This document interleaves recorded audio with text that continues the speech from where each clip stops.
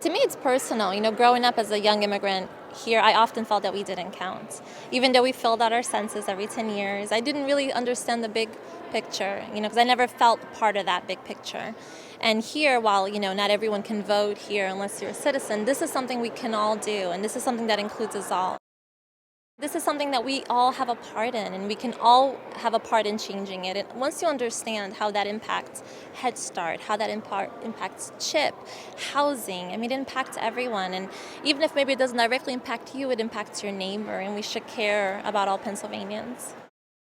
We're kicking off a tour. We're going to be hitting all the hard-to-count counties, meeting with the folks on the ground, explaining why this is so important, helping them through that process. So I'm looking forward to visiting a lot of the counties and meeting a lot of people. Si usted vive en Pennsylvania, usted es importante para mí y para el Census.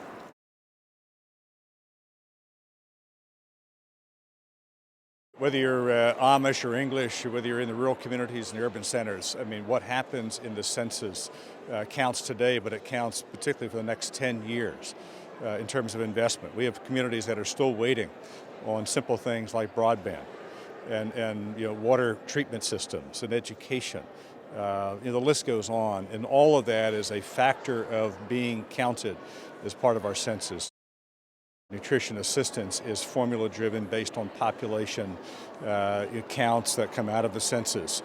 So what we receive in terms of nutrition dollars to buy product, to put out into rural communities or urban centers for that matter, is all a product of our census.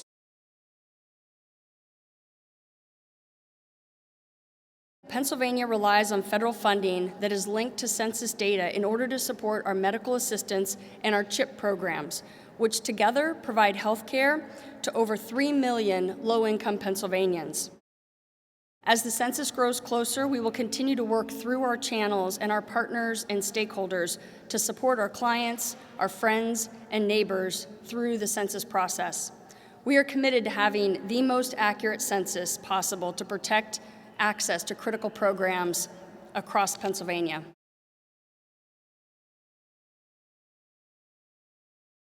$26.8 billion amounts to around $2,000 per Pennsylvanian. That means for every person we don't count in the 2020 census, we lose $2,000 in federal funding per year for those services that you've heard about this morning. Even a very small level of undercount has big implications. If we undercount just 1,000 Pennsylvanians, that means we lose out on $2 million every year. We simply can't afford, and Pennsylvanians, their families, and their communities can't afford to be undercounted.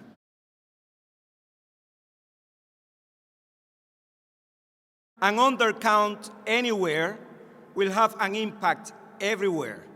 Even if we do an amazing job in Philadelphia and Pittsburgh, but we don't do an amazing job in Erie and Lancaster, that will have an impact everywhere. Posters, flyers, a pre-made PowerPoint presentation, a sample press release, talking points, and more for everyone to use and share. Sharing with you the things we can all do. As Michael mentioned at the top of the program, we recently launched a new website, pa.gov/census. Our Commonwealth being rural, it's critical that we get a complete count in these areas. So organizations like the Center for Rural Pennsylvania, which sits on the Complete Count Commission, is vital for helping us do that. This is Teresa Miller.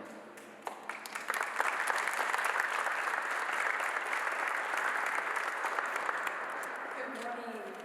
Thank you all. I want to thank the Second Lady. Now let's multiply 35 students in a classroom in the 500 school district in Pennsylvania. If we miss them, we lose over 36 million. In Pennsylvania. And just today, in a rural newspaper, Penn State's Office of Rural Health published an op-ed opinion about the importance of census staff themselves to help identify key partners in rural counties that might be able to open doors for conversations and ways to get more people involved. Those decisions that affect all of this Commonwealth. So in support of our rural residents, I thank Second Lady Fetterman, the Governor, and the Complete Census Count Commission.